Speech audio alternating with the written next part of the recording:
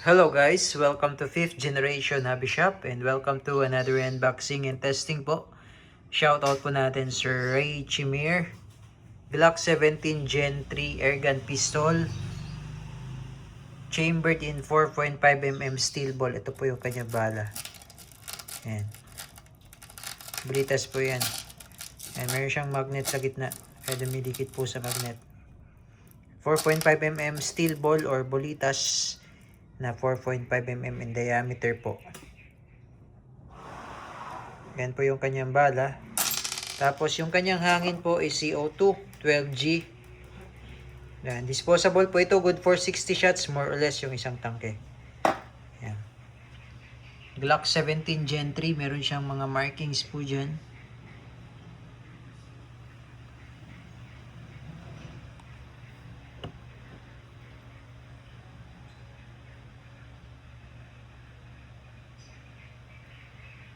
Yan. Meron siyang rail system para sa flashlight or laser.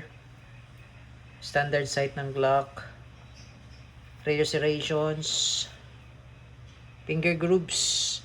Bali yung capacity mo nito ay 18 rounder capacity. Airgun pistol Gen 3. Metaslide polymer frame.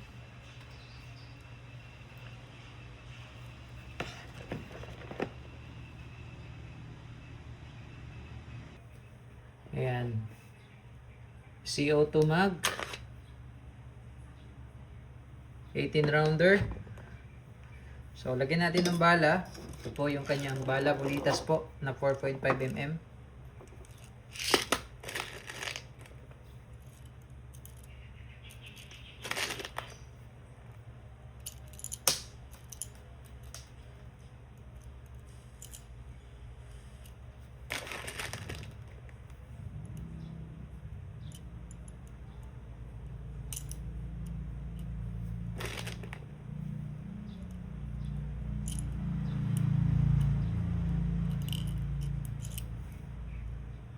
Ayan.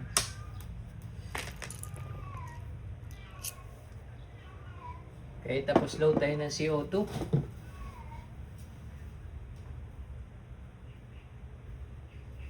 Meron siyang free na silicone oil.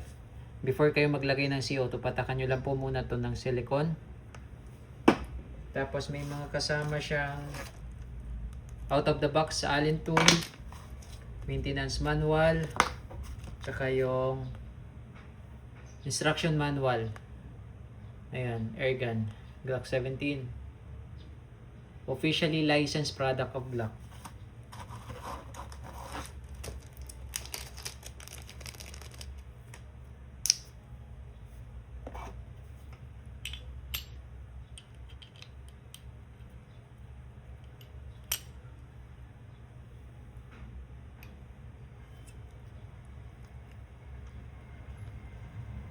Okay.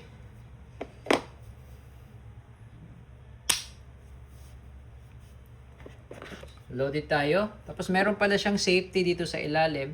Pag puti, safe. Pag red, fire. Sagad nyo po sa dulo yung trigger niya. Sagad sa dulo po yan. Pagka ganyan po, hindi po siya puputok. Sagad sa dulo po. Yun. Glock 17 Gen 3. And testing. Testing po, Glock 17 Gen 3 Airgun Pistol. CO2 powered.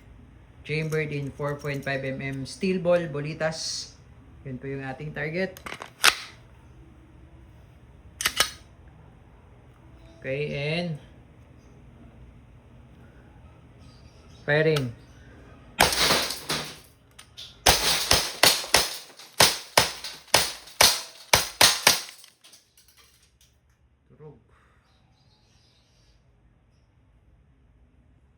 Okay, pag wala na siyang bala, open slide. Release the magazine. Ito pala ay naka-fix barrel na siya, tapos yung internals niya bakal na rin. Yan. Fix barrel. Okay, hammer down.